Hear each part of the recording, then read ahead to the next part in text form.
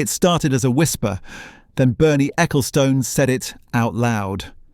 McLaren, he claimed, wasn't treating its two drivers equally. According to the 94-year-old former ringmaster of Formula One, Oscar Piastri was being held back in various ways so that Lando Norris could lead the team's charge. The words were light on detail, but heavy with intent. Exactly the sort of remark that detonates in a paddock already primed with paranoia. The allegation didn't introduce a new idea. It merely confirmed the suspicion everyone had been too polite to say. For weeks, Piastri's title bid had been losing shape, not collapsing, but fraying. One slow pit stop here, one missed strategy window there, a growing sense that his rhythm had quietly left the building. At the same time, Norris had surged, faster in qualifying, sharper in race trim, lighter in tone. The contrast invited interpretation, and Ecclestone provided it. From that moment, every radio call became potential evidence. Every glance in the garage, a clue. Team orders suddenly carried political weight again. And while McLaren's official line remained steady, equal equipment, equal opportunity, the optics told a messier story. Formula One has always been less about truth than about which version of it people choose to believe. Strip the emotion out and the numbers still sting. Since Zandvoort, Piastri's 34-point cushion has dissolved, his podiums have dried up, his interviews have turned cautious. The Australian who once seemed effortlessly precise now looks like a man trying to relearn simplicity. The reasons sound technical enough. He loses time when the rear of the car rotates early, when low-grip circuits demand more improvisation than structure. Norris, whose style is instinctive and aggressive, feeds off exactly that instability. But sport doesn't live in technical isolation. Results overlap with reputation, and reputation dictates narrative. When the British driver begins to dominate inside a British team, even coincidence starts to look coordinated. Ecclestone didn't need proof, just timing. His claim landed in the same week McLaren ordered Piastri to return a position he'd gained after the team's own pit stop error. To the outside world, that single radio message was enough to rewrite the plot. And that's where the story turned from racing to theatre. Before we go deeper, pause a second. What's happening inside McLaren isn't just about lap time, it's about identity, pressure, and the politics that thrive in silence. If you want to keep up with how that evolves and how perception turns into performance, stay with the analysis, subscribe, and listen closely. The real signals are never the ones broadcast over team radio.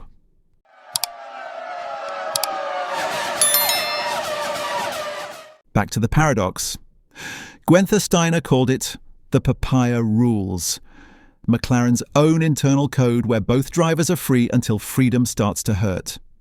If they keep racing like this, he said, they're helping Max Verstappen. The papaya rules are for Max. He wasn't entirely joking. With car development frozen early, the only variable left is the human one. And human variables, unlike wind tunnel data, don't converge. They diverge. Andrea Stella, composed as always, insists there's no imbalance. Both drivers have equal support, he repeats. Oscar is learning. That's how you grow into a complete driver. It's the managerial tone of calm mentorship. And precisely because it's so calm, it convinces nobody who's already suspicious. Villeneuve's version cuts through the diplomacy. Piastri was already at his limit, he said. When Lando wasn't happy with the car early on, it made Oscar look better. Now that Lando's comfortable, Oscar looks lost. That's when you start inventing problems that don't exist. Cruel, but familiar. Every driver who's chased a teammate into form knows that feeling, and when the stopwatch turns from ally to enemy. Ralf Schumacher, more pragmatic, dismissed the sabotage talk. Teams don't make one driver slower on purpose, he said. But once you start saying something's wrong, people believe it. And that's the catch.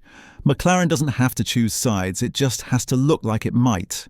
Mark Webber, managing Piastri from the background, surely recognises the pattern. Tense debriefs, short answers, the appearance of frustration all feed the same loop.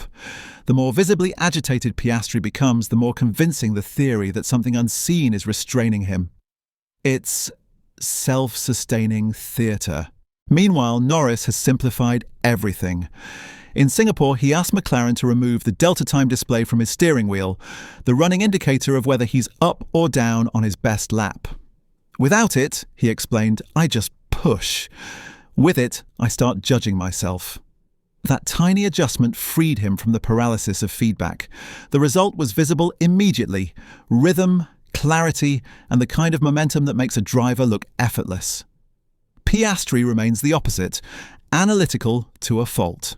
His gift for precision now doubles as his limitation. When he chases lost tenths through data, every new dataset becomes another reminder that he's behind. His driving hasn't collapsed, it's suffocating under measurement. The very discipline that built his reputation now confines him. Ecclestone, of course, understands that irony perfectly. He's not diagnosing, he's detonating.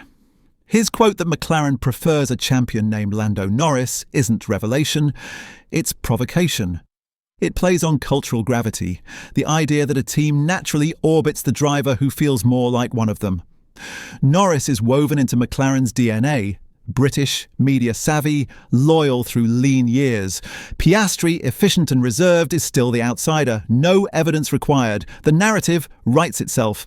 From a commercial perspective, Norris is the marketer's dream. He streams, jokes, trends. He's both talent and brand. Piastri, in contrast, operates in silence. In a sport where visibility is currency, silence is expensive. The difference doesn't prove bias, but it amplifies its appearance. Villeneuve might argue that's just evolution, not politics. Norris has grown faster by loosening control. Piastri has slowed by tightening his. One is learning to trust instinct, the other trapped by it. That divergence is what makes a healthy team look divided. Guenther Steiner's quip about helping Verstappen suddenly feels prophetic. The longer McLaren insists on internal equality, the more it risks collective inefficiency. Balance is noble, but it's rarely sustainable. Even Ferrari, in its best years, eventually had to declare a number one. Yet McLaren's public calm is almost suspiciously consistent. Stella speaks in paragraphs of even tone. Zak Brown keeps smiling, and both drivers keep pretending it's fine. But neutrality extended too long reads as choreography. The garage may be united in message, but not in body language. One side buzzes, the other broods. Optics again beat data. Ecclestone smiles somewhere in Switzerland, watching the chaos ferment. He's done this for decades, dropping a sentence that forces everyone else to explain themselves. Formula One, he knows, runs on narrative oxygen. His remarks feed the storyline precisely because they might be true, not because they are. The technical picture remains straightforward. Norris's current dominance isn't born from luck, it's adaptation. He's tuned himself to the car's looseness, found freedom in imperfection. Piastri's efficiency, once an asset, now resists that freedom. Same machinery, different mindset. In modern F1, that's enough to create the illusion of inequality. Which brings us back to the heart of the matter. Maybe McLaren's issue isn't bias or sabotage at all. Maybe it's just what happens when evolution runs at two different speeds under the same roof. The team doesn't need to conspire to look divided. It only needs to keep winning with one car more than the other. Before the circus moves to Brazil, that's the tension that defines McLaren. A British favourite reborn, an Australian prodigy questioning himself, and an ageing showman reminding everyone how thin the line is between narrative and fact. The result is not a scandal, but a slow burn, a quiet duel between instinct and calculation, because equality in Formula One is never static. It breathes, shifts, and eventually breaks. And as both McLaren drivers insist they're treated the same while only one keeps winning, the real question isn't whether someone's being held back. It's whether equality itself has become the slowest part of the car.